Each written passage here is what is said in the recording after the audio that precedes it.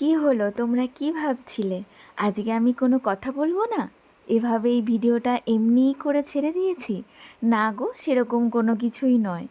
আসলে কি বলো তো, সকালবেলায় আমাদের গ্রামের যে পরিবেশটা থাকে না, সেটাই তোমাদের একটু বোঝানোর চেষ্টা করেছিলাম। জানি না কতটা কি তোমরা বুঝতে পারলে, তবে কিন্তু আমার বেশ ভালো লাগছিল। তো যাই হোক, গুড মর্নিং, আমি মিতা নতুন একটা ব্লগে তোমাদের সবাইকে স্বাগত জানাই।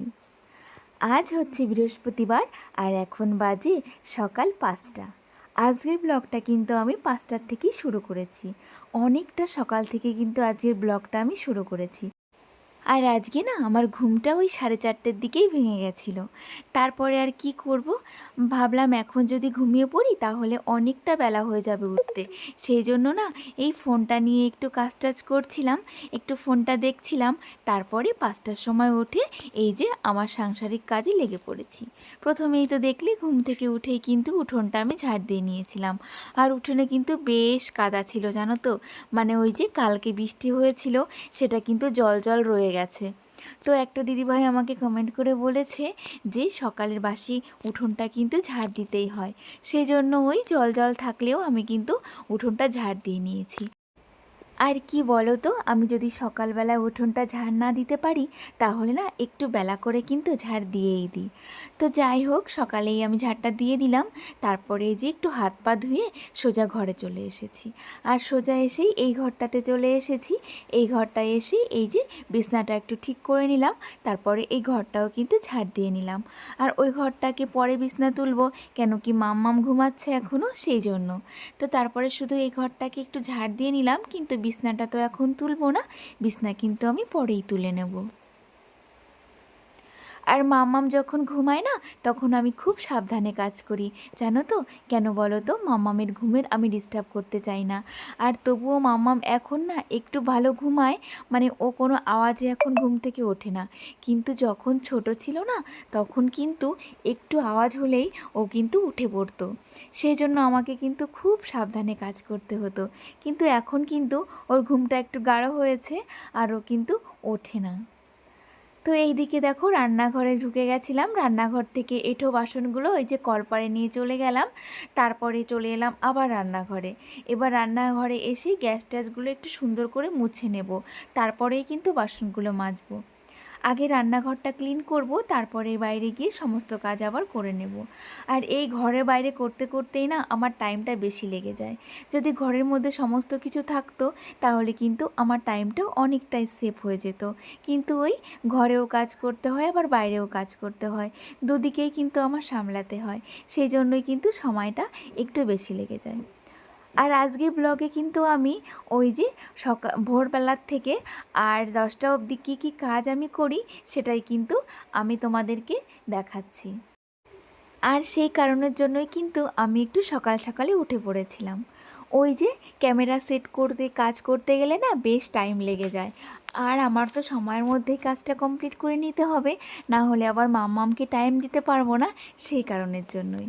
তো দেখো এই যে এখন কিন্তু আমি গ্যাসটাকে ওইদিকে পরিষ্কার করে নিয়ে এই টেবিলটাও কিন্তু সুন্দর করে পরিষ্কার করে নিলাম। তারপরে এই যে চলে এলাম আমার এই যে থালা বাসনগুলো মেজে নিতে।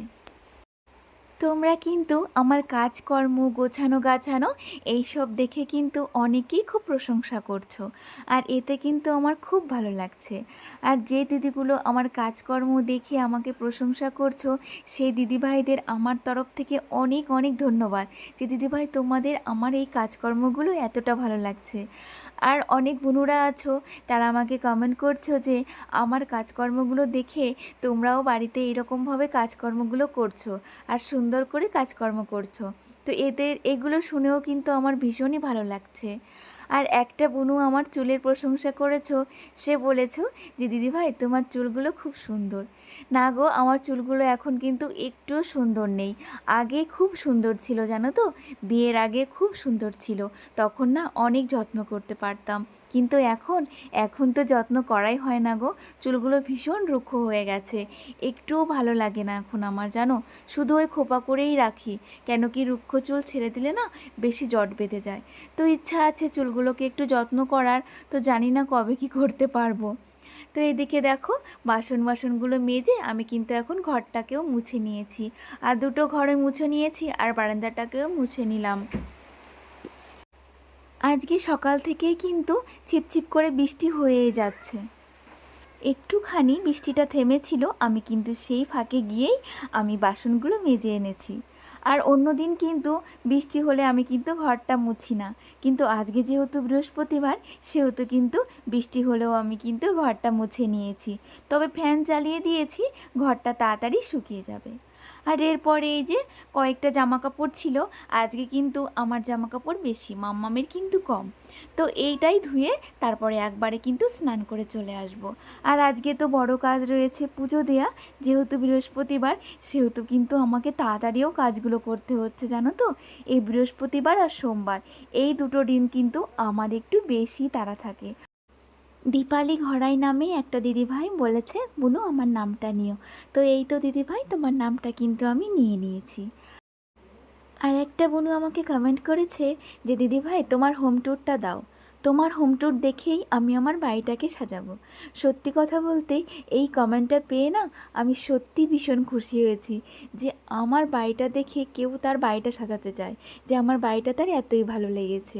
আমি তো জানতাম আমার বাড়িটা কারোই ভালো লাগে না, মানে এরকম ভাঙা বাড়ি আবার কার ভালো লাগবে, কিন্তু তোমার এত ভালো লেগেছে যে তুমি আমার বাড়িটা দেখেই তোমার বাড়িটা সাজাতে চেয়েছো। সত্যি কথা বলতে আমি না সত্যি খুব খুশি হয়েছি। আর এই তো দেখো স্নান করে এসে চাটা বানিয়ে খেয়েও নিয়েছি, আর এর মধ্যে কিন্তু আমার মাম্মাম সোনা উঠে পড়েছে। আর এই তো দেখো আমার মাম্মাম সোনা কিন্তু ঘুম থেকে উঠে একদমই কান্না করে না, ও কিন্তু ছোটোবেলা থেকে ঘুম থেকে উঠে একদমই কান্না করে না। আর এই দেখো হুটে কি সুন্দর হাসছে। তো এইরকমই কিন্তু ও রোজ ওঠে, তবে যেই দিন ওর ঘুমটা পূর্ণ হয় না সেই দিন একটু বিরক্ত করে, মানে একটু ঘ্যান ঘ্যান করে, কিন্তু আজকে ঘুমটা একদম পরিপূর্ণ হয়ে গেছে, সেই জন্যই কিন্তু এত সুন্দর করে হাসছে। তোমরা অনেকেই আমাকে কমেন্ট করছো যে আমার দোকানটা কোথায়, আমার দোকানটা কি বাড়ির সঙ্গে নাকি একটুখানি দূরে। তো আমার দোকানটা একদমই আমার বাড়ির সাথে, মানে একদম আমার ঘরের সাথে লাগানো, মানে ঘরের থেকে আমার দোকানে যাওয়া যায়, সেই জন্যই কিন্তু আমি দোকানটা চালাতে পারছি। যেহেতু দোকানটা আমার ঘরের সঙ্গে সেহেতু আমি কাজ করতে করতেও দোকানটা চালাতে পারি, তাতে করে একটু আমার কিন্তু কষ্ট কম হয়। আজ সকালবেলায় ভাবলাম কি একটু লুচি করে নেব, সেই জন্যই দেখো আটাটা মেখে নিচ্ছি। আর আমি একটু উঠে গেছিলাম, আর মাম্মাম দেখেছো আটা নিয়ে কীরকম খেলা করছিল। রোজই তো ভাতই খাওয়া হয় বেশিরভাগ সকালে, কিন্তু মাম্মাম হওয়ার আগে কিন্তু আমরা বেশ সকালে লুচি পরোটা রুটি এগুলো খেতাম, কিন্তু মাম্মাম হওয়ার পরে না আমি ওই যে সময় করে উঠতে পারি না, আর ওই জন্য কিন্তু এগুলো খাওয়া হয় না। এগুলো খেতে তো একটু টাইম লেগে যায় বানাতে, সেই জন্য। আর কি বলো তো, সিদ্ধ ভাত করলে তো চাপিয়ে দিয়েও কিন্তু অনেক কাজ করে নেওয়া যায়, সেই কারণে এখন কিন্তু বেশি একটা খাওয়া হয়ে ওঠে না। তবে মাম্মাম এখন একটু বিরক্ত কম করে, আর ও এখন একটু বসে খেলাও করে, তাই ভাবলাম এখন থেকে মাঝে মাঝে এই পরোটা রুটি এগুলো কিন্তু সকালে খাওয়া যাবে। তো আজকে আমি লুচিটাই করে নিচ্ছি, আর সেই জন্যই যে দেখো আটাটা মেখে এখন এই যে গোল গোল করে নিচ্ছি, আর আমার সোনামা আমার পাশে বসেই কিন্তু খেলা করছে। আর এই যে এখন এই যে আমি লুচিগুলো ভেজেও নেব। আর লুচি বানাতে আসলে আমার ফুলবে না এটা কখনোই হয় না, কিন্তু আজকে কিন্তু ভালো করে ময়াম দেওয়া হয়নি, এমনি মানে ওই যেমন তেমন করে একটু ছেনে নিয়েছি, সকালবেলার খাওয়া তো সেই জন্য। আর তেলও কড়াইতে কম দিয়েছি, ওই যে আগে একদিন যে রাতের বেলা লুচি ভেবেছিলাম সেই তেলটাই ছিল, তো সেটা দিয়েই কিন্তু আজকে লুচিটা ভেজে নেব। তবুও দেখো কত সুন্দর কিন্তু আমার লুচিগুলো এই দেখো ফুলে যাচ্ছে। আর আমার মাম্মামও কিন্তু এখন লুচি খেতে বেশ ভালোবাসে, আগে কিন্তু ও লুচি খেতে চাইতো না, কিন্তু এখন কিন্তু বেশ ভালোবাসে। তো এই হচ্ছে আমার সকালে রোজকার দিনের রুটিন, এই রকমই থাকে সকাল থেকে আর 10টা অবধি, এই রকমই কিন্তু বিজিভাবে আমার সময় কাটে। এর মাঝেও কিন্তু আমি অনেক কাজ করেছি, সেগুলো তোমাদের দেখানো হয়নি, সমস্তটা কিন্তু এই ছোট্ট একটা ব্লগে দেখানো সম্ভব না, এইটুকুই আজকে দেখিয়ে দিলাম। তো চলো আজকের ব্লগটা কিন্তু এখানে আমি শেষ করব। তোমরা সবাই ভালো থেকো, আমরা সবাই ভালো আছি, তোমাদের সবাইকে টাটা।